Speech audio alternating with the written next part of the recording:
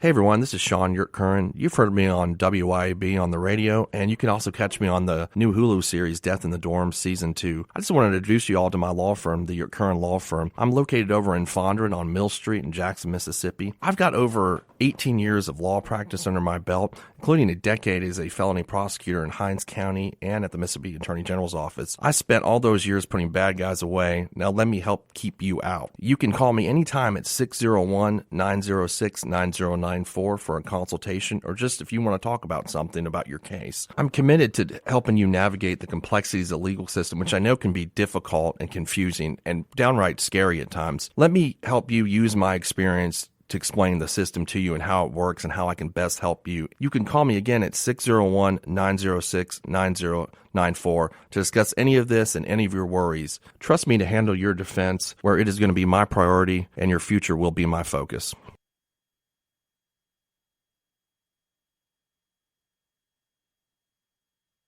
Boom goes the dynamite. You've tuned in to the Free Range Human Show of Choice, your daily dose of reality radio. It starts right now. This is the Clay Edwards Show.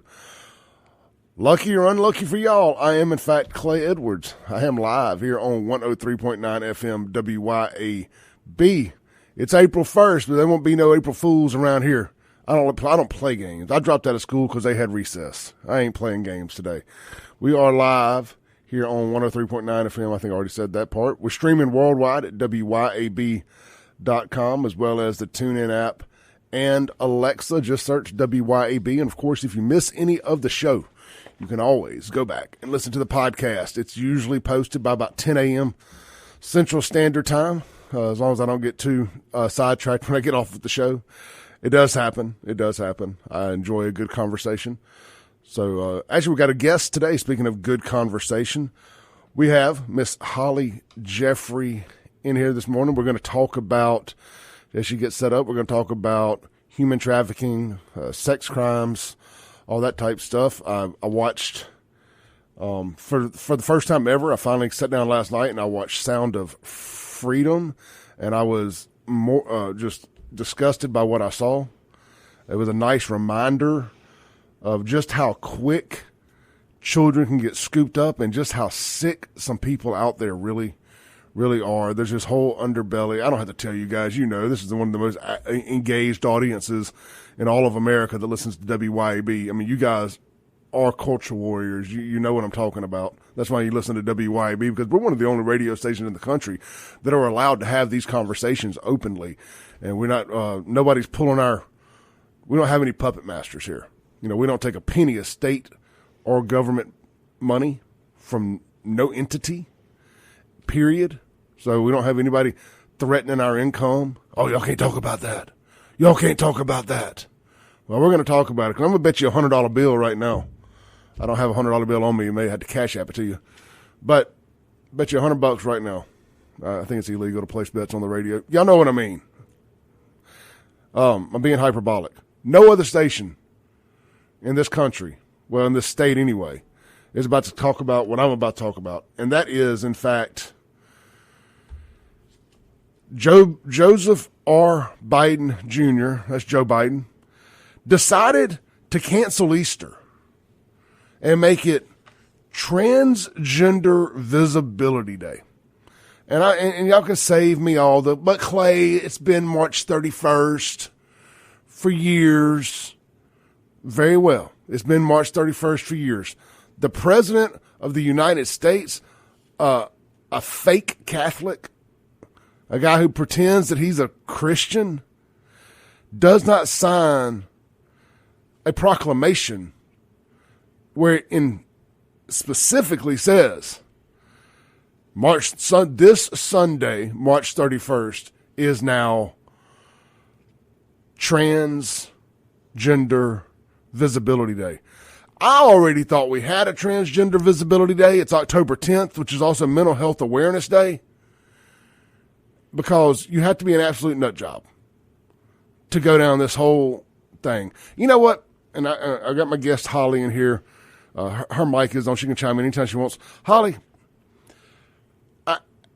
it's very easy to put a lot of people in a box and say, well, you're this, so you must be this, right? Right.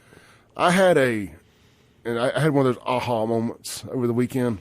I had a transgender, I don't know if it's guy or girl, whatever, reach out to me and said they were disgusted by what's going on with this. They said Easter is Easter.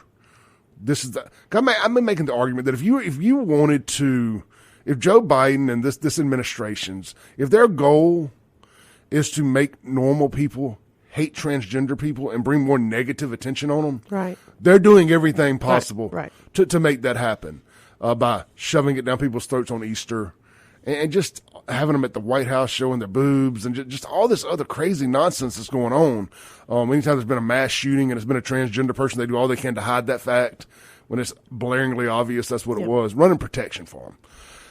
But it really feels like they're trying to make people hate them. It's almost like, and this is my conspiracy theory side, but rarely am I wrong on this kind of stuff. And I'm not the only person that says this stuff either. I feel like our government is trying to piss off some Christian patriot or redneck and push them to doing something really stupid. It's like they're just playing this game like, oh, we ain't got them to do it yet. This will get them to do it. Right. And then I don't know what the end game of. It's like they're exploiting a very vulnerable population already. Yes. To incite a different population to give them an excuse to go after that population. Because it'll feed into this narrative they want about Trump supporters or Christians and all this stuff. And it's a very dangerous game they're playing because they're probably going to get their wish, because there is some mentally unstable person out there who really thinks these people are negatively affecting his day-to-day life. They don't. I ain't down with it, but they're not. What do you think about the people who would go into abortion clinics and open fire? And, there's always a fanatic on either side. Absolutely. And so there's always that one kind of crazy person that's just going to take it to the extreme. And it's just, it's that one little match that takes to set off the can of gasoline. That's great. Exactly. The Guns and Gear text line, 769-241-1944. Yeah, circling back to my point about this trans person that reached out to me, they were disgusted by it. They're embarrassed by it. They just kind of want to live their life. They probably feel very exploited by it. They do. And then, lo and behold, it's a Trump supporter. So I say that this morning because I've been pretty hard on the trans community just because of what's been in our media and just all this stuff over the last couple of years, kind of being really shoved down our throats, like such a small portion of the population having such a fuss made about them. Right. It's like, man, based on the percentage of trans people versus the news coverage and all that stuff, it seems very disproportionate. Yeah. But I was surprised, and it was a great reminder not to throw the baby out with the bathwater. There's people who, I still doesn't change my mind about it being a mental illness. But if we're just looking at it from a political standpoint, there's people who just want to live their life. And, hey, this is how they choose to live. And that's how I've always been. Like, man, just do you, boo-boo. Just don't let it affect me. Yeah. And this person was a reminder that there are people out there who aren't doing drag queen story time to kids, who aren't online trying to groom kids and all this stuff. They're just trying to live their life. They may look, sound, and vote just like me. Right. But they may be different. And so it was a good reminder to not throw the baby out with the bathwater. Yeah. Just we were talking off air a little bit, and we're gonna today is it Human Trafficking Awareness Month? No, it's Child Abuse Awareness Month and Sexual Assault Awareness Month. Okay, so Human Trafficking Awareness Month is January. So we got Hollie Jeffery in here with me, and Hollie, this is her thing. She's been on Allison Tharp's show before, and that's how I met her out in the hallway here. I so enjoyed the show that I was like, we got to do a whole show on this, a full 2 hours to really, it was actually going to be 3 hours, but Allison had to take another career path. So God bless her. Good luck to her. So we got 2 hours this morning, and we're going to dive into this. But one of the things, kind of tying this transgender stuff together here, you were saying that off air that you've done a little research on this, and we were talking about how it disproportionately seems to be affecting kids. There seems to be a big push to have the surgeries done on children, and that's the part about it that bothers me. And it's but, like you and I were talking about, if you dare say anything about it and stand up against it, then you're labeled as somebody who hates that population or you're biased against that population. In fact, it's like I care so much about this population that I feel like I can't be silent about it anymore. I have worked with abused children for 22 years.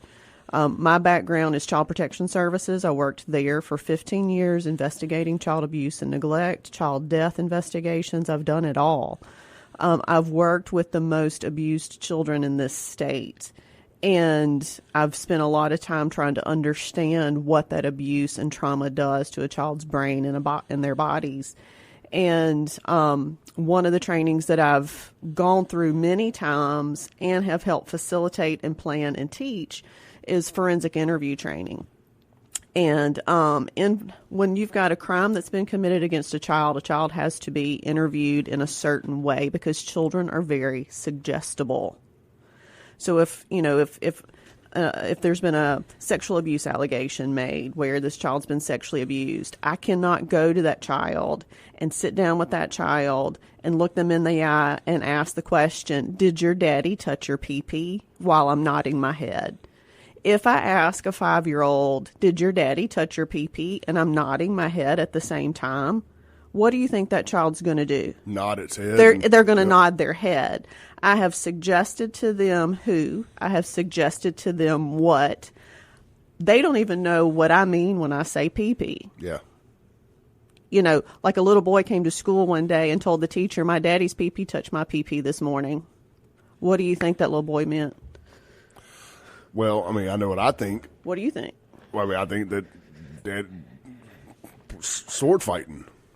But they were peeing in the toilet at the same time. My pee-pee touched my daddy's pee-pee in the toilet. So they're referring to pee-pee as pee. Right. Okay. Right. Yeah. As urine. And so all that to say, we have a whole scientific field that teaches the skill of forensic interviewing of children. That's backed up by research. That's backed up by data. That's backed up with research that's been done on children, that children are highly susceptible to suggestibility. That if you make a suggestion to a child, they're going to agree with you because you're the adult. They want to please you. And so we've got that situation going on with suggestibility. Has somebody suggested this to them, or did they come up with this idea on their own? Then we have abuse and neglect. I can't tell you how many abused and neglected children that I've worked with that struggled with gender identity or sexuality because they were abused. Especially, I'm going to go out on a limb here and assume, let's just use men, for example. If they're sexually assaulted by another male at a young age, they begin to feel like they're supposed to be a female. Right. Or dress like a female, or switch genders, or, I've got female victims who were trafficked by their families. And, she told me, we go across the country. We speak at a lot of conferences to share her story. We've spoken a lot here in Mississippi, a lot in Texas, and a lot in Louisiana and Indiana as well. But she always shares in her story, her trafficking started in her family when she was 7 or 8 years old. So by the time she was 9 or 10, she started dressing like a boy, hoping that they would not find her attractive. So I know those things. There's research that tells us those things. We've got the whole suggestibility research, and then we've got the prefrontal cortex in your brain. That's up here where your forehead is. And that part of your brain, we've known this for decades, that part of your brain is not fully developed until the age of 20, somewhere between 20 and 25. And if you're an abused child, in the midst of being abused, I'm talking about chronic abuse that's in the home and it's happening all the time. Well, your brain is wired that when you're in the middle of being abused or in a dangerous situation, that part of your brain turns off and your survival brain turns on. And so if you're living in a dangerous situation where you're constantly being sexually abused and there's domestic violence and there's substance abuse and there's neglect and you don't know where your next meal is, that prefrontal cortex of your brain is completely shut off to you most of the time because you're living in your survival brain. And that's during the time when neural connections are developing. And so if that part of your brain is turned off, then there's no neural connections being developed.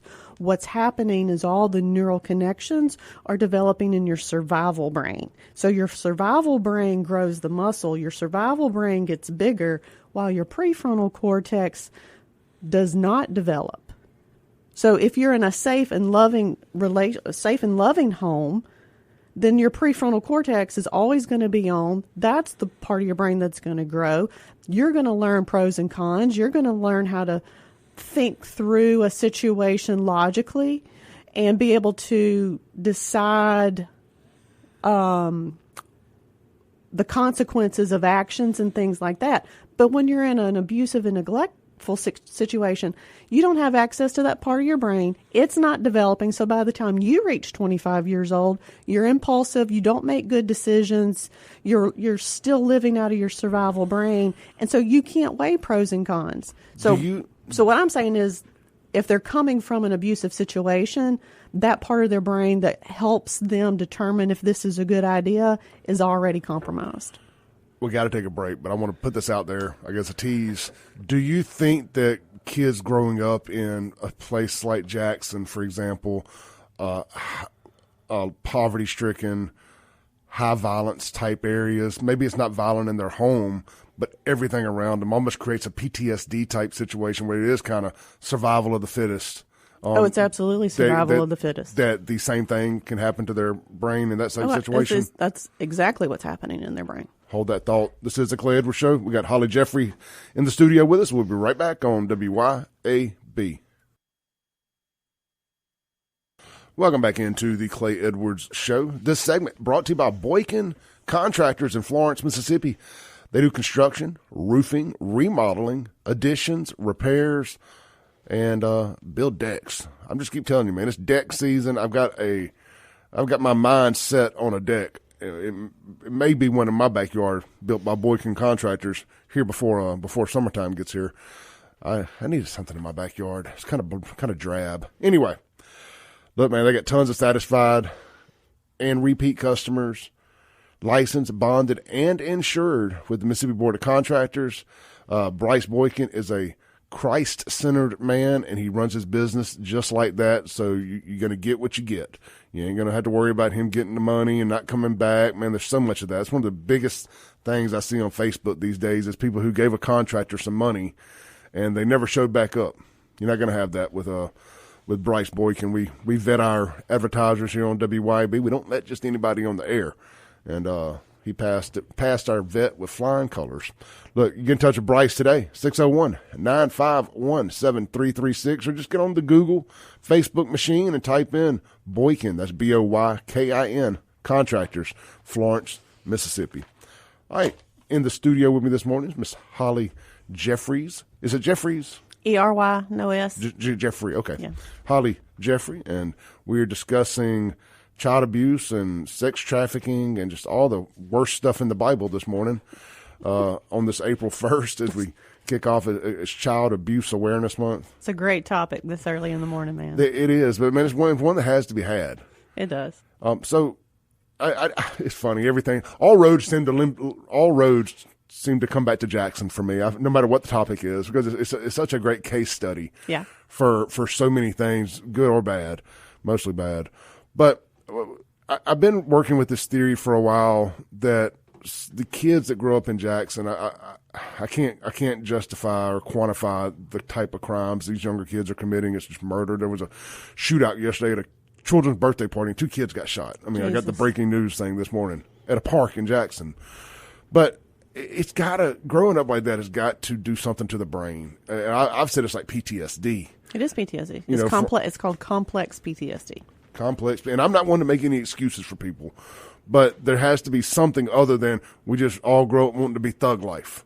There's something causing this thing that's going on there, this culture of, like I said, survival of the sickest. Actually, it's just what I got to get mine, and this death over disrespect stuff. Yeah, and you're saying that that is because of the development of the front cortex, right? The prefrontal cortex, which is like your forehead.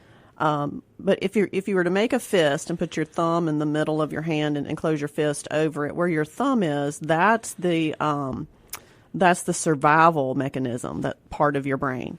And so there's lots of different parts of your brain, and when you're a child, they're all developing. Like your brain is a clean slate, and so you have to have experiences for your brain to develop neural connections, and so your experiences will determine how your brain wires. And so the way God designed our brain is he put that survival response in the middle of our brain, really close to the part of the brain that controls your heartbeat and your blinking and your breathing. What are those three parts of your body you cannot control. You cannot stop yourself from breathing. You cannot stop yourself from blinking. You cannot stop your heartbeat. They are automatic. Well, your survival response system sits very close to that. So it is an automatic part of your brain. And so I think God designed us that way because sometimes we'll do stupid things. And we don't need to think about whether or not we should run. There are four types of survival responses. So, you're in the woods, there's a bear. You're either going to run from the bear, you're going to fight the bear, you're going to freeze, or the new one is fawn. Fawning is like if you're in a captive situation, like the hostages in Israel or any kind of hostage situation or like human trafficking situation, you will do things to please the bear so that the bear does not hurt you. So those are the 4 trauma responses, but they're automatic responses. So, if this desk is a hot stove and I don't realize that it's hot and I set my hand on it, I'm going to jerk my hand away immediately, probably before I even feel the burn. Mm-hmm. I'm not going to leave my hand sitting there thinking, well, crap, this is hot. What should I do? That's the prefrontal cortex. Yeah. The prefrontal cortex stops, looks at a situation, and thinks through all the possibilities. That's great when you're buying a house. That's great when you're buying a car. That's great when you're trying to figure out a math problem. It's not great when you come into a dangerous situation. And so we have that mechanism in our brain. It's the primitive part of our brain. It's the basic survival part of our brain that will hijack our rational thinking brain so that we can survive. And so when you have kids that are raised in a situation, and you see this across all ethnicities, across all races, in every type of culture, there's going to be a subculture that is fighting for resources. And so it becomes about survival. And so they're going to develop their own kind of cultural norms, their own kind of sets of behaviors in order to survive in that environment. I had a little kid one time. I did child abuse investigations for years, and I got called out by the school because there was a 7-year-old little kid in the first grade that was trying to kill his classmate. He had brought a weapon to school twice. He brought a pair of scissors, and he brought a screwdriver. And so they had expelled him, but he kept telling them that he was wanting to kill his classmate. And so I had to go and interview, the mom and the dad and see what was going on in the home. Well, they lived in a really dangerous part of Lafayette County in Oxford, and we're in this apartment complex. Now, to tell you about this apartment complex, the first time that I went to this apartment complex, when I first started working there, I called law enforcement. I said, I've never been out to this area. Should I take somebody with me? Because if it's a pretty safe area, I would go to the homes by myself. If it was an unsafe area, I would call law enforcement and they would escort me out there and be my backup and protection. Because social workers at CPS cannot carry weapons. We don't have a way to protect ourselves. Yeah, and I'm guessing that he ain't always welcome right up in the house either. Well, People get very defensive. I've been chased off a couple porches with baseball bats, but I go to, so most of the time, especially after dark in this neighborhood, police would escort me out there. In the daytime, I was okay, but the little kids in this apartment complex were ruthless. Like they were mean little craps. They would hit you, they would throw sticks at you, they would cuss you. So this is where that family lived. And so when I went and talked to the mom and the dad, They're like, look, this is a dangerous neighborhood. And so we taught our kids early to protect themselves, that if anybody is messing with you, to get a rock, get a stick, get whatever you have to do whatever you have to do to protect yourself. So I got to dig it into this case a little bit more, and I said, well, tell me what, I was interviewing the little boy and his 8-year-old brother and his 9-year-old sister, and I said, well, tell me what messing means. And they were like, it's just messing. I said, well, if somebody's messing with you, what does that look like? Well, nobody had ever sat down and told them, like, defend yourself like this in this situation. They just used a general term of when somebody's messing with you, you hurt them. And so when this little 7-year-old got to school and got to class, he didn't have a pencil. And he asked his friend sitting next to him if he could borrow a pencil. And the little boy said no. So now he wants to kill his classmate because his classmate was messing with him. And so I think the intention was good because they're trying to teach their children to protect themselves in a dangerous situation, but they haven't explained the context and given them, but when the neighborhood is like that, when the home life is like that, when the school is like that, there's no safe place for those kids. And so going back to that primitive part of your brain, it's automatic. You can't stop it. You can't turn it off. Law enforcement and soldiers have to go through intense battle training in order to counteract that part of their brain.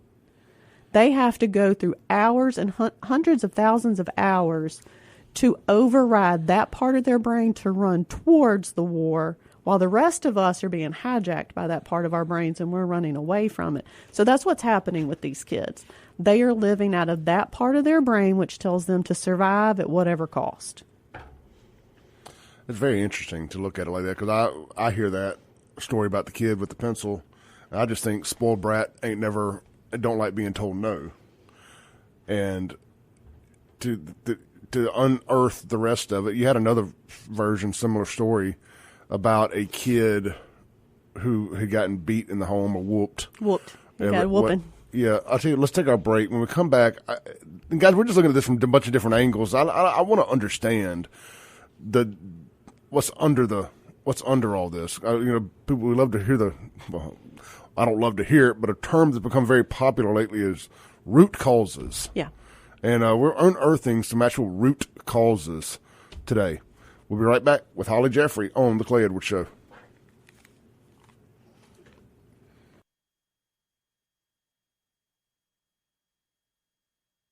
Welcome back into the Clay Edwards Show. We're live here on 103.9 FM WYAB. This segment brought to you by our friends over at Advanced Tree Care. Hey guys, how does this sound? A licensed tree surgeon. I would like to have a licensed tree surgeon work on my trees, cut my trees down. Check it out. Look, man, they have been in business for 40 years. They're licensed, bonded, and fully insured. They specialize in pruning, trimming. They're open 24/7, 365 days a year. They offer tree removal, tree pruning, tree cabling, brush and debris haul-off, stump grinding, lot clearing, and, of course, storm work cleanup. They got one phone number. That's all you need to know. 601-455-TREE. Just put it in your phone. Even if you don't remember the name of it, 601-455-TREE. We're in the middle of a natural disaster here from the drought. There's more dead trees in Mississippi right now than there's ever been at any other time in recorded history. So you probably got a dead tree in your yard, a good storm going to come through, getting into the springtime, a lot of tornadoes, stuff of that nature, high wind events. You don't let that tree fall down on your house because you waited too long to get it taken care of. Give them a shout today. 601-455-TREE. That's Advanced Tree Care. They go out on a limb for you. All right. We got Hollie Jeffery here in the studio with me. Hollie, a couple people have texted in, and shame on me, I'm not being the best host today. Tell people who you are and kind of your resume a little bit. Okay. I am originally from Bruce, Mississippi. That's way up there in North Mississippi, about 30 minutes south of Oxford. I live here now in the Brandon area, but I spent the first 15 years of my career working for Child Protection Services. I worked a little bit all over the state, doing child abuse and neglect investigations, supervising, working with a lot of the children and families across the state who had children in foster care. I've taken people's kids. I've investigated child death situations. I've terminated parents' rights. I've helped parents get their children back. I've worked with lots of different types of issues, from physical abuse, sexual abuse, emotional abuse, human trafficking. And then probably about 15, maybe more, about 10 or 12 years ago, I heard of human trafficking for the first time and was really surprised that I worked at Child Protection Services and we were never taught about human trafficking at all. And I was watching it on TV one day, and it fascinated me because it was a little girl talking about how her father had sold her to her pimp, and he had kept her in a cage in the basement and groomed her for years and then started trafficking her when she was 10. And so in hour 2, we're going to get into that. Yeah. And so y'all stay tuned, please. Yeah. So I did everything that I could to learn about that. And the more I learned about it, the more I talked about it. And then I got invited to things like this to talk about it. And so now I have my own training and consulting company. I teach and train law enforcement. I teach at the Law Enforcement Training Academy in Pearl, their criminal investigation program. I'm their child abuse expert, so I have a full week with them where I teach them how to investigate child abuse cases. I speak at conferences. I plan a human trafficking conference every year. So that's just kind of my resume. The topics that I love to talk about are human trafficking, online sexual predators, just regular sexual predators, but there's a huge influx of sexual predators now online, child abuse and neglect, and then, of course, complex trauma, which is what the child abuse actually does to the brain and the body. Because we've been discussing here this first hour. I'm not going to say I was a bad social worker in the very beginning. I was an uninformed social worker in the beginning. You had to learn the nuance of the situations. I didn't understand why the therapy and the medicine did not help the children. I did not understand, because we've got $1 million kids in custody, meaning the state has spent $500,000 to $1 million on one child for treatment in foster care, and they're not better. They're currently, on the verge of being homeless, or they are homeless. I know a bunch of those kids. And I'm just not satisfied that we're paying this amount of money and we don't have good outcomes for these kids. They are 3 to 5 times more likely to commit suicide. They are perfect targets for traffickers. And I'm like, I'm a person that is going to challenge the system when the system is not working. And the system is not working. We are spending millions of dollars to protect children, quote, protect children, and we are aging them out of foster care homeless, and they are perfect prey for a predator to come in and take advantage of. And I'm not okay with that. So I wanted to understand, why is the medicine not working? Why is the therapy not working? Why does drug treatment not work for the parents? And it all comes back to how trauma impacts the brain and how our system is not taking the science and the research that's been done on the brain and developing treatment programs that can help with that. And then the community as a whole, we are terrible about blaming and shaming victims, or blaming and shaming behavior that we're seeing, not realizing that person was trafficked their whole childhood.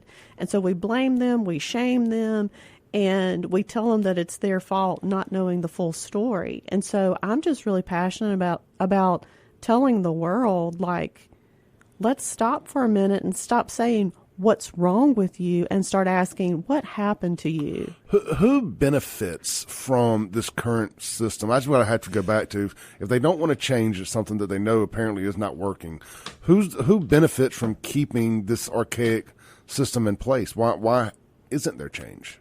I'm guessing it all goes back to money. Well, it goes back to money. It goes back to, it's hard to take a ship this large and actually turn it. Yeah. like for instance, Or are there being any inroads, carved in where people understand what just stuff you're talking about with the brain? Well, let me just say, so my company did assessments on foster children for 2 years. We assessed over 300 children in foster care. Okay.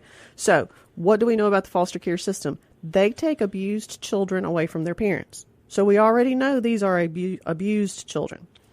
And so my job was to assess these children to see where they needed to be placed. It's not a mental health assessment to provide them with the diagnosis, although we could do that.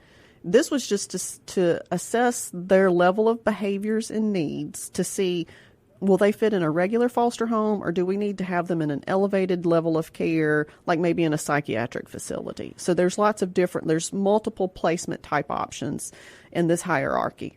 And so 300 kids.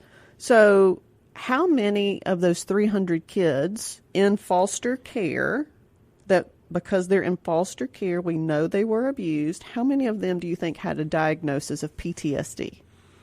Probably none. Probably less than 30%. Okay.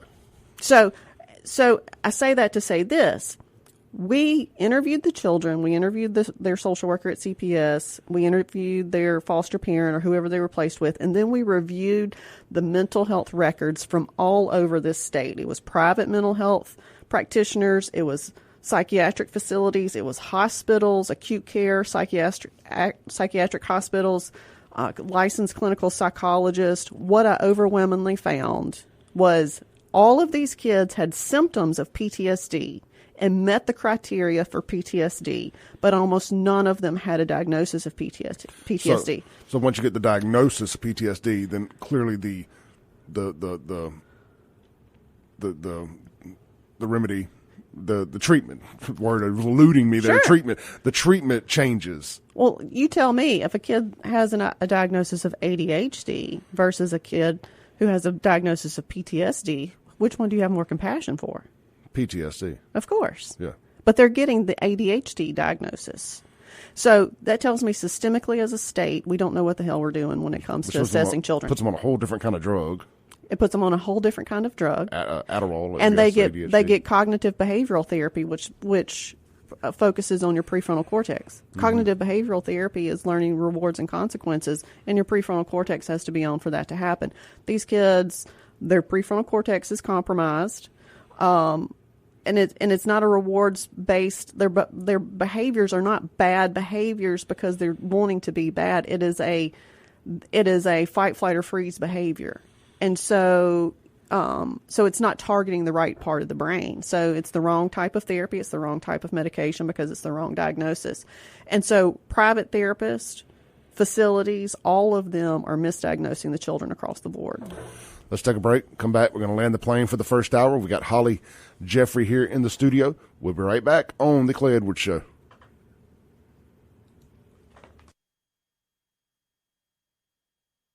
The Clay Edwards Show. Guys, real quick, Stonington Farms is going to be up here this Friday. Get your orders in now. Go to Stonington Farm. That's Stonington with 2 N's, farm.com. Get some of that grass-fed, 100% grass-fed, grass-finished, Mississippi-raised beef. Ooh. mRNA-free, antibiotic-free, and steroid-free, all raised by Dr. Stonington and his wife, Katie. What you're going to do, you're going to go to the website, stoningtonfarm.com, go to View Our Cuts, and it's going to have everything available and the price per pound. And you're going to call Miss Katie. The phone number's there on the website. You're going to put your order in, and Friday you're going to pick it up here at one of 3 local area drop-offs. It's going to be either Ridgeland, Florence, or Brandon. And thank me later, as I like to say. You will not regret it. Try the simplest thing they have, the ground beef. It is life-changing. It makes everything you do with ground beef taste a million times better. Of course, they have the steaks and everything. You can get anything from 1 pack of ground beef to 1 single steak, all the way up to a whole cow package, but you'll need to discuss that with her on pricing for all that good stuff. That's StoningtonFarm.com. Hollie, we got about a minute left in this hour. It's been a very interesting conversation, and we could go on and on and on and on about the PTSD side of this and the trauma. And I'm trying to have a better understanding, just me personally. I'm trying to have a little more empathy and understanding the chaos that is Jackson, Mississippi, and just the culture. And I know it's Jackson's just the poverty culture here, and it can be anywhere. In I've Rankin seen County, it. it's Robin Hood, the neighborhood. Right. You know, I mean, you can go anywhere with it. So I'm trying to get a better understanding and not just say thugs. Right. You know, and this helps me with that. I mean, does it change my opinion? I don't know, but it does at least help paint a broader picture, or more in detail. I should broader, more detailed picture of kind of what that kind of trauma can do to a young kid's brain growing up. And we didn't get to the story. Maybe we will, but we only got 30 seconds here. I'm just having a ramble to get us to the top of the hour. But the woman whooping her kid in North Mississippi, and her saying it was to teach it a lesson about somebody taking something from it instead of it taking something from somebody. It's just so crazy. And I hate to cut you off, but we got to take our break right here. We'll be right back with Hollie Jeffery. Yep.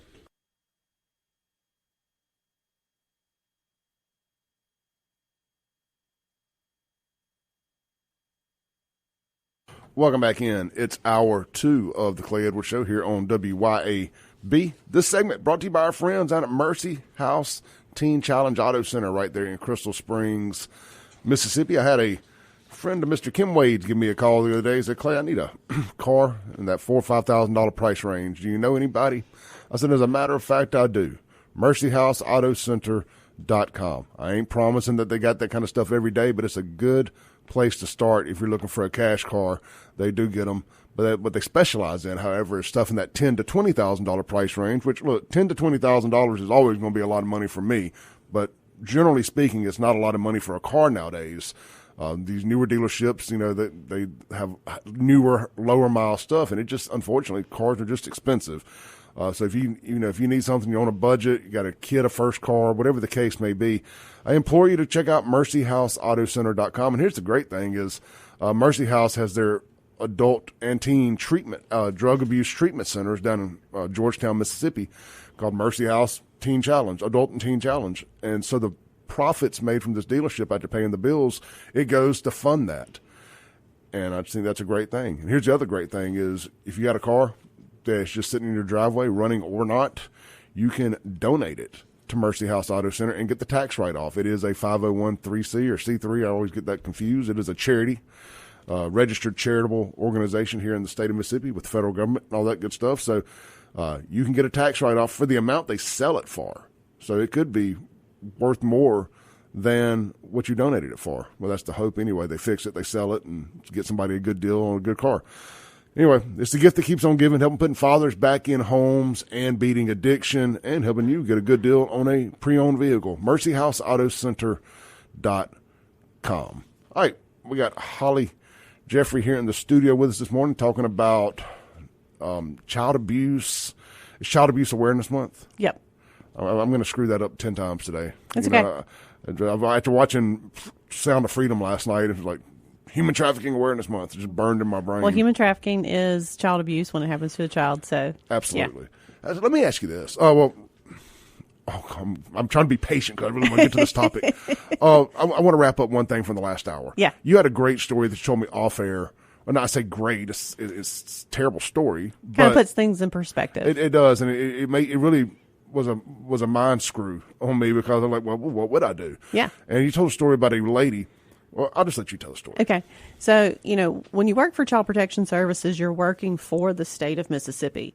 And so you can't really take your personal values into that, right? Because you're representing the state. So I got this situation, and it's very similar to this other story. These kids were raised in a pretty rough neighborhood, and their parents were teaching them how to protect themselves if someone attacked them or other kids attacked them. So I go out, I've been working with this lady. She's raising her granddaughter, and she's babysitting one of her other grandchildren. And I'm just going out on my regular home visit, and she tells me about how she had to whip her granddaughter. And, it's corporal punishment is fine with me. It's legal here in the state of Mississippi, so that wasn't the issue. And I was like, well, tell me about, what happened. And she said, well, my granddaughter, Dee, allowed my grandson, Jay, to take a toy from her.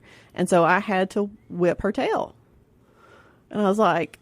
We're in a normal environment, she's the victim. Right. It was completely opposite of how I was raised.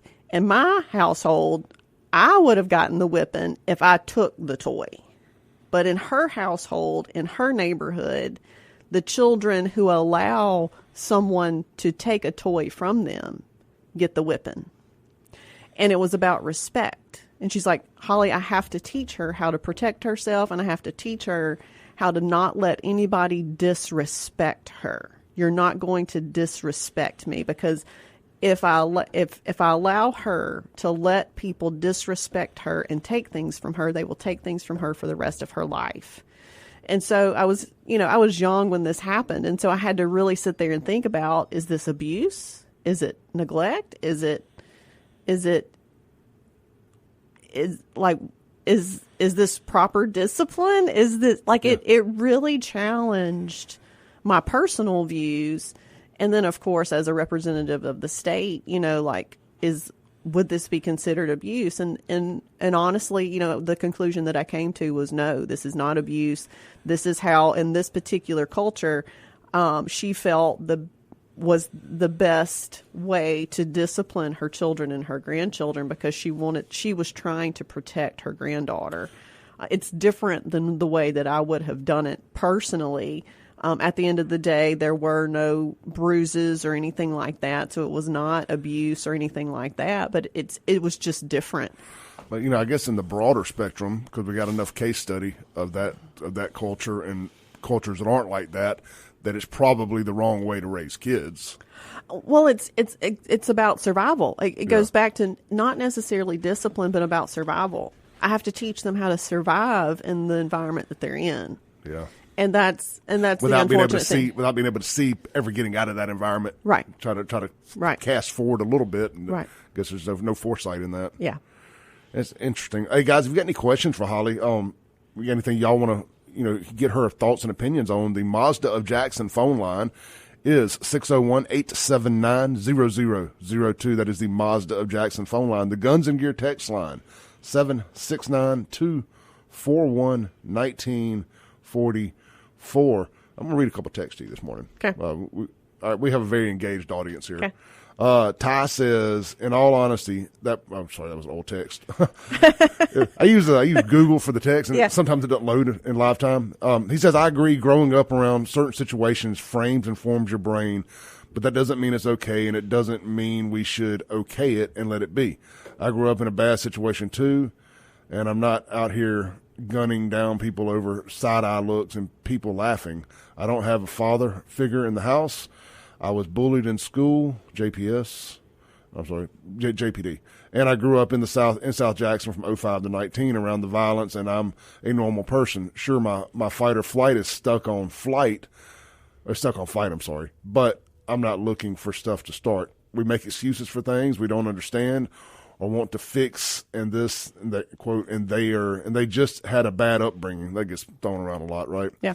And it's kind of closing out here. It says, just had a bad upbringing is as big of an excuse as any, especially to the parents that are the victims of these crimes. They raise their children. Can we start calling out bad parents again? Absolutely. I would call out the bad parents. Absolutely. And you and I had this conversation in the break that if you look at all the superheroes and the villains, all of our major superhero and villain situations, most of them had some type of traumatic something that happened in their past. One chose the villain route, one chose the superhero route. And that plays out in life in these communities every day. There are going to be those children. What research has told us is that typically there was one person in that child's life that believed in them, that child felt safe with, that whether it was a teacher, a mentor, a parent, a coach, a pastor, but there was at least one person in that child's life that had an impact on that child. And then that child chose the superhero route, right? They chose to get out. They chose to do something good with their life. They chose to get the help that they needed. Whereas, this one over here chose the sociopathic route and they became the abuser. Well, I think the Mike Tyson story is a great example of all this. We kind of touched on this off air some. He was raised in a very, very bad environment. And people who are raised in these environments also make some of the greatest fighters. Yeah. Because they just have an instinct that people who it's were raised an animal in instinct. It was. The people who were raised in the good life, they may be equally as skilled. But when you get in there and it's you or me. It's going to be you every time. Yeah, it's not a sport. It's more of a survival. It's a very animalistic. That basic instinct to survive, that fight response or that flee response, that fight response is very animalistic and very it's about surviving. And when you're fighting to survive, it's a different kind of fight. And he talks about when he is in the ring that he becomes an animal. And when he was talking about fighting Jake Paul, he's like his intent's to put that dude in the hospital where he never comes back into fighting again. Like he's like, I'm a different beast when I'm in the ring, and he has to go to a different part of his brain to fight like that. And to pull that story together with what you were just saying, when he had Gus D'Amato, I think that's his trainer that first took him under his belt. When he had him in his life, that's when he was at his best, not just in the ring, but outside of the ring, especially because he was feeling loved. He was feeling like somebody had his best interest at heart. And when Gus died, that's when we saw Mike Tyson's life turn into an absolute train wreck. Yeah. Yeah. So he paints I think he's a great example for this whole conversation. Yeah. Kind of where he's at now. All right. So that I wanted people to hear that story about because it is complex. Like, what do you do? I had to really question myself. I mean, I agree with your decision. In that circumstance with the nuance, and the context, I don't think it was abuse. No. I don't think getting spanking's abuse anyway, as long as you ain't going. And there's a lot of people who think that it was abuse because it was a different type of discipline. And that's what I was like, is it abuse or is it just different discipline? And, thinking about it, I'm not in that lady's shoes. I'm not raised in that environment, with her and how, her grandchildren are going to have to survive that environment. I can think about there's been many times when I'm not assertive enough to tell people to screw off. I wish I was that type. I respect people, and I tell people all the time, they're usually considered what we call an a-hole. Yeah. People who just don't take anything. Yeah. From anybody. I kind of lack that ability to not fight back sometimes. Yeah. Sometimes I'm like, whatever, I'm very passive. Yeah. And just going about my business, where some people will say they don't bite their tongue. And I respect that, while it also is cringy at the same time. Yeah. Let's do this. I need to do an ad read, and we're going to come back, and we're going to get into the sex trafficking, human trafficking stuff. Hey, guys, Eye Gear Optical, right there in Pearl, they will never hand out glasses like a box of shoes. Bruce will adjust your frames before taking measurements, and a second time after the lenses have been installed when you pick them up. And then again, they will try them on you and get a good, fine-tuned, personalized, custom fit. Bruce will ask a lot of questions to get you the best lenses with just the right amount of technology for your wants and needs. Bruce will also make sure you select the right frames for maximum comfort, durability, and style that fits your needs. Eye Gear Optical is not an insurance, because we want to deal with you instead of having an insurance company telling us how to take care of you. Got any questions? Let them know. That's Bruce right there at Eye Gear Optical. We fit glasses to your lifestyle and to your budget. Get your vision in high gear today. Open Monday through Friday, 10 a.m. to 6 p.m., Saturdays 10 to 2, located at 2630 Highway 80 East in Pearl. Check them out online, eyegearoptical.com, and we'll be right back.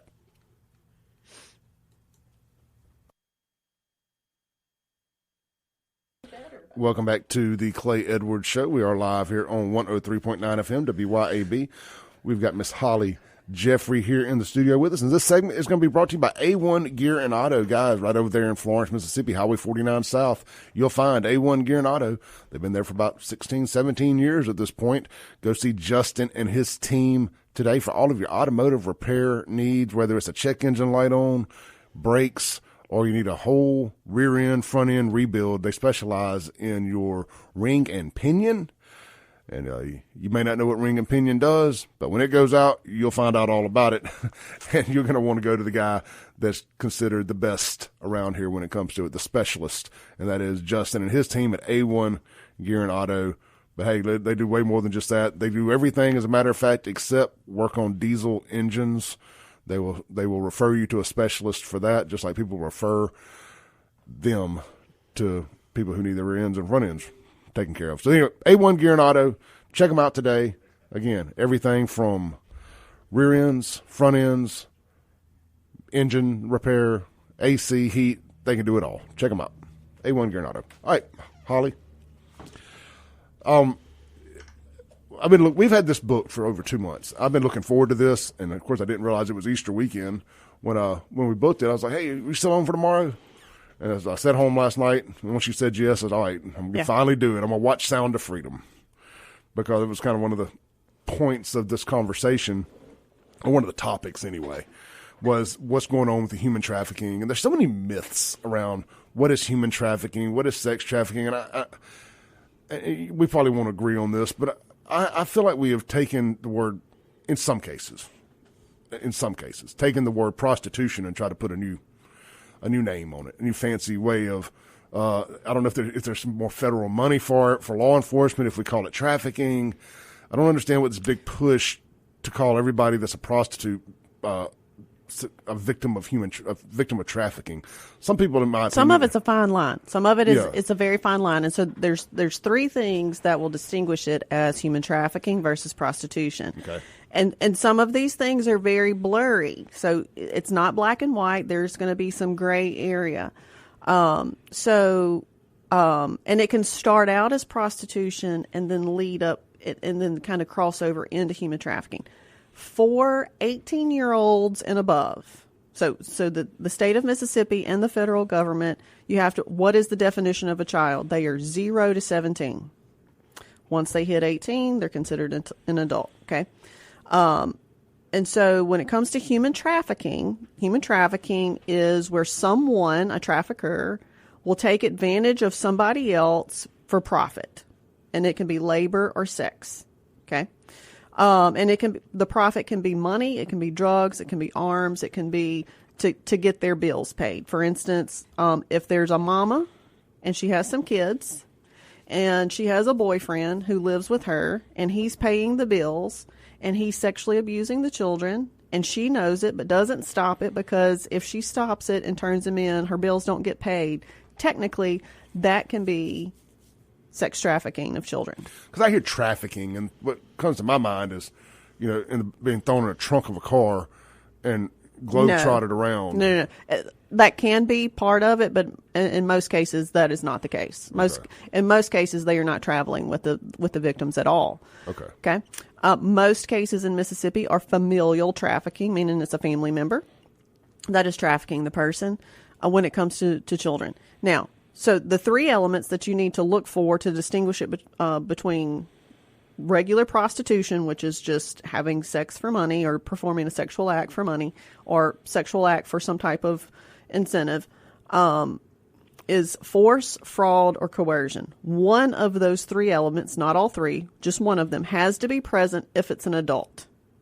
If it is a child who's, quote, prostituting themselves, it's always considered trafficking, because a child cannot choose to prostitute themselves.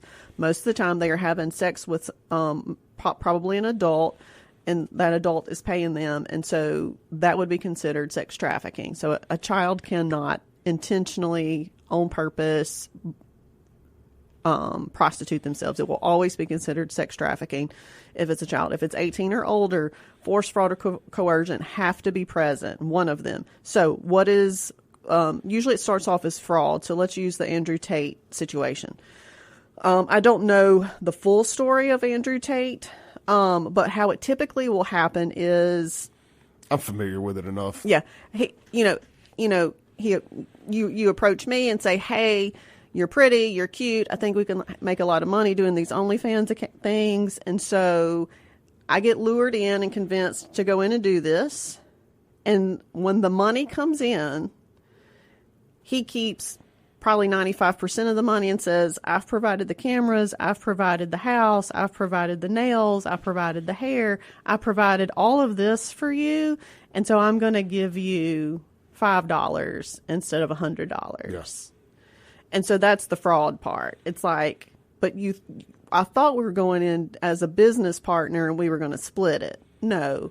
And in some cases, they don't give you anything. They're like, "I've provided you this luxurious place to live, but you don't get any of the money." You get the lifestyle as a reward for your efforts, where I keep the money. Okay, and then so that's the fraud part. Then if you decide to leave, that you don't like this business deal anymore, here's the coercion. Coercion is threats. Well, if you leave, I have just spent $30,000 on all of this equipment.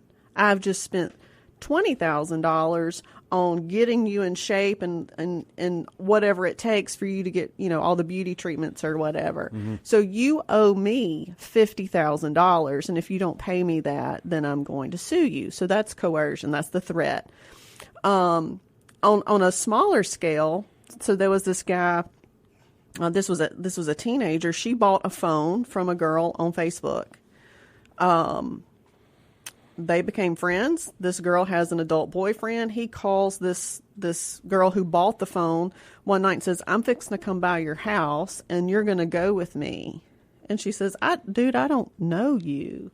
I'm not getting in the car with you. He says, yes, you are, because if you don't, I'm fixing to shoot your house up. Well, she lived with her parents, and her two little brothers and sisters lived there. And she knew him as a gangbanger in the community. And so that's coercion, right? It's a threat of force or threat of harm. They may even threaten your children. So, there's one really well-known survivor. She was an adult. She met this guy. He was the Romeo type. He lured her in. And he was in a relationship with her for a year, never abused her, treated her well, and then convinced her to move to Vegas, she and her daughter. Now, the daughter was not his. The daughter was 6. They get to Vegas. She's away from her family. She goes to work and comes home, and her little girl's not there. And he tells her, I've taken your little girl over here to so-and-so's house, and they're going to keep her, and this is what you're fixing to go do. You're going to go do this kind of work for me. And so she was a victim for several years before she could get away because they had her daughter. So that's the coercion. So it starts off as fraud, then the coercion, some type of threat of harm to you or harm to something that you love or whatever. And then there's force. They will drug them. They will beat them. They will beat the other girls, and you see that person is being beat. And if you don't want that happening to you, then you're going to do this. And so one of those three has to be present for it to be trafficking. So I've just noticed, and I guess where the blurred lines for me come in is you see more and more now. In Pearl a couple of weeks ago, for example, there was a human trafficking bust at a local hotel. Mm-hmm. But when I looked at it, it seemed like nothing more than they set up some Johns on a prostitution thing. I don't know where, why and I think that does this whole movement more harm than good when you kind of are just sugarcoating prostitution, because to me that's what that is. If you met somebody online allegedly and you agree to meet with them and exchange money for sex at a hotel, yeah, but if you've got a pimp behind you pushing that, yeah, that's the thing. Is she working alone, or does she have a pimp behind her pushing that? Because that's how a lot of the adults human trafficking happens. It's going to be in a hotel situation like that, or in a brothel in a community. So they'll go set up brothels in communities. They'll go buy a house in a nice neighborhood, and they'll have their girls live there, and the Johns will come there. So it could be in lots of different neighborhoods. But so maybe what I've considered prostitution is trafficking. It's just being properly defined now. If you have to look for the force, fraud, or coercion. Yeah. And so two of the survivors that I had at my human trafficking summit in February, I had 3 that was there. One was trafficked as a child, and she was trafficked from age 8 to age 29 by multiple people. And then the other 2 were not trafficked until they got to be an adult. And so they all had child abuse histories. The child abuse created this vulnerability. When the one that was trafficked by her family, her story is different, but the other 2, they had physical and sexual and emotional abuse at home. As teenagers, they started acting out and rebelling because of that abuse. They started using drugs. They got into bad relationships. Those bad relationships led to more drug use, and that drug use eventually led to fentanyl use. And then the fentanyl use, it just took over their brains and their bodies. And so they started prostituting. Well, when they attempted to leave, because they usually had a pimp that was prostituting them, and they thought that it was a situation where it was a partnership. When they attempted to leave, they got beaten. So that's where it transferred from being a prostitute to becoming now a victim, because I don't have control to leave. Gotcha. If that makes sense. All right, hold that thought. This is the Clay Edwards Show. We got Hollie Jeffery in here discussing human trafficking this morning. We'll be right back on WYAB.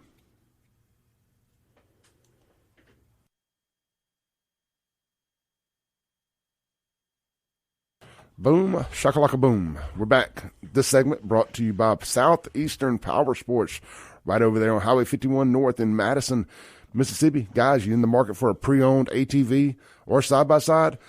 Check out Southeastern Power Sports before you go spend the big money somewhere. They may have a pre-owned one sitting around there they can get you a good deal on. So, of course, they offer you pre-owned sales. They can take care of all your repairs, tune-ups, oil changes, programmers, wheels and tires, winches and bumpers, windshields, lift kits, and off-road stereo systems. They can handle it all right there. It's veteran-owned.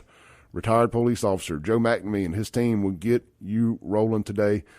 Check them out on Facebook or Instagram. Just type in Southeastern Power Sports, or if you can remember this, their phone number is 601-707-7837. Southeastern Power Sports. All of your ATV accessories and repair needs under one roof. All right, Guns and Gear text line, 769-241-1944. Mazda of Jackson phone line, 601-879-0002. I know I've thrown a bunch of phone numbers at y'all this morning. You're welcome to use them anytime. Miss Sharon texted in on the Guns and Gear text line. It says, great show this morning. Thanks for bringing Hollie on to help bring awareness. Thank you. So people are definitely listening this morning. Let's do this. We were talking off in the break there, and I think we kind of ended that last. We can do it. We're at a good stopping point to start something new here. There's a lot of myths about human trafficking. My favorite one, or least favorite, depending on your ideas. You come out of Walmart and there's a string tied on your door. You're going to be you've been pointed. You're going to be trafficked. It always seems that these Walmart parking lots are hell for human trafficking, according to the internet. What are some myths about human trafficking? Well, I want you to think about that particular myth is that, one thing that's in the Walmart parking lot is cameras. They're everywhere. Yeah. And, if I'm a predator, so in order to do this job, I think I told you that I'm on a sabbatical for the last several months because I needed a break. In order to do this job, you have to think like a predator. And that it takes you to a really dark place because you literally have to go into the pits of hell to fight Satan and his demons to do this job. Yeah, and so it's very dark because you have to think like them. And most people... Does it cause PTSD for you? Oh, God, yeah. Yeah. Like, you think you'd be diagnosed with PTSD if you got checked? Probably right now.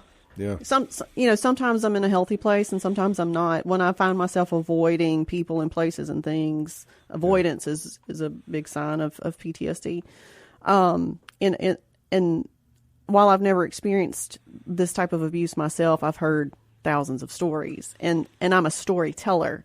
When I was an investigator, I had to investigate and get all the dirty, deep details in order to be able to prove that this happened. And then now that I'm a storyteller and I help survivors tell their stories, I still have to get those dirty details. And so you just can't get it off your head. When I was an investigator too, like I never regretted taking people's children. The children that I took, I knew needed to be taken. But there were lots of children that I wish I could have taken that I didn't have enough evidence to take. And so those were the ones that haunt you at night. So yeah, this is the second or third time in my career that I've had to kind of take a sabbatical and step away. But, so you have to think like a predator. So how dumb would it be to just be out in a public parking place with lots of people with cameras everywhere and just grab a kid? Now, does it happen? Occasionally. There are stupid people like that. It's just snatch and grab. Snatch and grab. But predominantly, when it comes to trafficking, they are being lured by people that they know or people in their community that build a rapport and trust with them. So it's either going to be somebody in their family, or it might be another kid at school that is luring them and convincing them to do this because they have a pimp that is giving them incentives to bring more people into the life. And I think the word pimp is a terrible word for if we're going to talk about human trafficking, Because I understand from a visual standpoint, like you hear pimp and you think visualize, of Don Juan, yeah. the big goblets and the big Cadillacs and the suits and all that, and it could be somebody who looks just like me. Oh, God. Or you know? Well, the sweet little grandma that lives down the street that takes in teenage girls. Mm-hmm. I mean, I've seen a lot of them be traffickers. Yeah. Like, you can't live here for free, honey. You're going to have to do something. And so there was a high school cheerleader in Oregon. She had someone trafficking her. And so in order to be on her cheerleading squad, she trafficked 5 or 6 of the girls that were on her cheerleading squad. God. There was a administrative assistant to a university president, and she was also like the house mother at one of the sororities. She trafficked. I mean, traffickers are anybody who sees an opportunity to exploit somebody for money. You have to bust up your stereotypes when you hear these words. Oh, like, absolutely. Like prostitute or pimp and some of these other stuff. But the terms, like being a bottom B and all that stuff. Yeah. I mean, it's all still very relevant to this. It's just the images that we've grown up to think of when we hear these things. Yes, we got to change our thinking up a little bit. Yes, one of the survivors that I work with, she and I, again, we travel across the country telling her story, and her story was that her original traffickers were her family, her stepdad predominantly, and then her mother did not protect her from that. Her mother encouraged it and helped teach her how to do it, but her stepdad is the one that started it. And then he got into some legal trouble, and there was a person in town that could help him with that legal trouble, and it was the town dentist. And the town dentist was kind of the Jeffrey Epstein of that community. And so he had he was a pedophile himself, where he loved to have sex and rape young girls.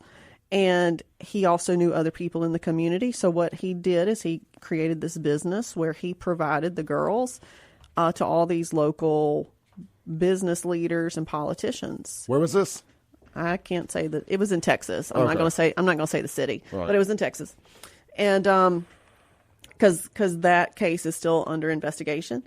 And so he trafficked her. So her stepdad and he came to some type of agreement, we think, around the time she was 14.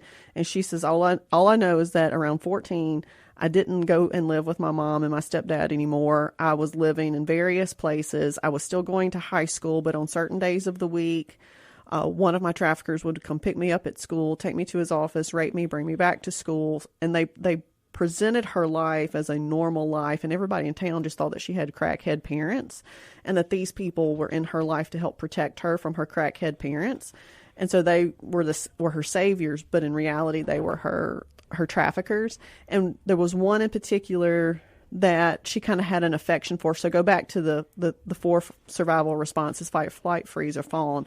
The fawn response is the trauma bonding, where I can't get away from the bear that's attacking me. I can't run from the bear that's attacking me. I can't fight the bear that's attacking me. So I've got to learn how to survive the bear. And so this was one of the bears that she kind of had an affection for, because he treated her better than everybody else. And she would cry to him and say, I don't want to do this anymore. And he's like, I don't make the rules. The dentist makes the rules, and we have to do what he says. And then he would rape her. And so she was like, so he bought her a car. He sent her to college. He gave her money. He put her in club volleyball. He paid for her to have all these videos made so she can get a scholarship. So he did these good things for her because he felt guilty for what he was doing, but he was also raping her. And when she wanted to stop, he didn't help her because he was being controlled by the dentist. Because then the dentist is like in the Epstein in this role. He's like, well, I have this video and this evidence that you were doing this. So, do you want that out there? Yeah. And let me all say that, she's white. All of her traffickers were white. And I had a situation in Louisiana when we went to tell her story, because the title of my presentation is Pathways to Modern Day Slavery. And the day before we got there to do the presentation, that organization changed the name of my presentation to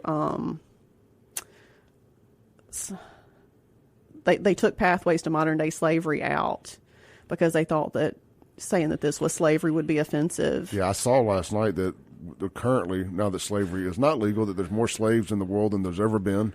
And most of them are right here in the United States. Yes, and it made me so angry for my friend because I was like, so somebody who's never been a slave was offended that we used the term slavery because the slave didn't look like they thought the slave needed to look like. This is slavery. Well, there's a certain group that feels like they have the market cornered on oppression, and nobody else is allowed to be oppressed. Well, and it made me angry because I was like, if we call this less than what it is, if we minimize what this is and call it something lesser, then we're not going to fight as hard to end it. It is slavery, and it needs to be ended, and it is not okay.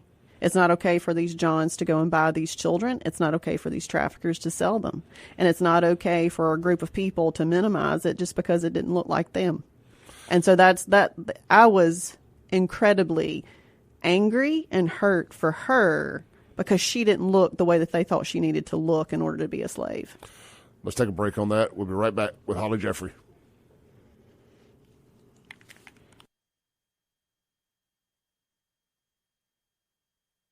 Welcome back into the Clay Edwards Show. We got about 3 or 4 minutes to land the plane here with Miss Hollie Jeffery. I want to remind you guys to, if you're out looking for breakfast this morning, swing by Burgers, Blues, Barbecue. You got the Madison and Flowood locations serving breakfast.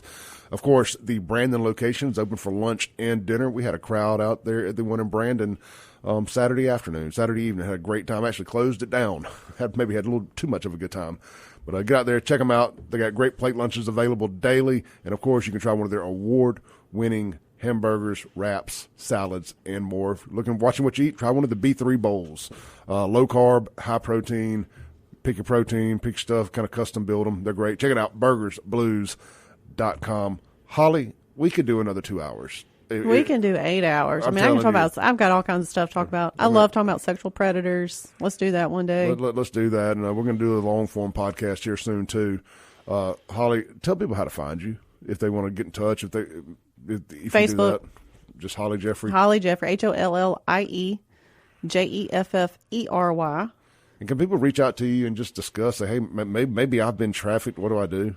Yeah, absolutely. I have people that follow me on social media all the time. And they're like, I heard you at a conference and this is what happened to me. And, I had a lady reach out to me after she heard me speak not too long ago to say that, her daughter had been sexually abused by a family member and the whole extended family got very angry when she disclosed and went to law enforcement with it.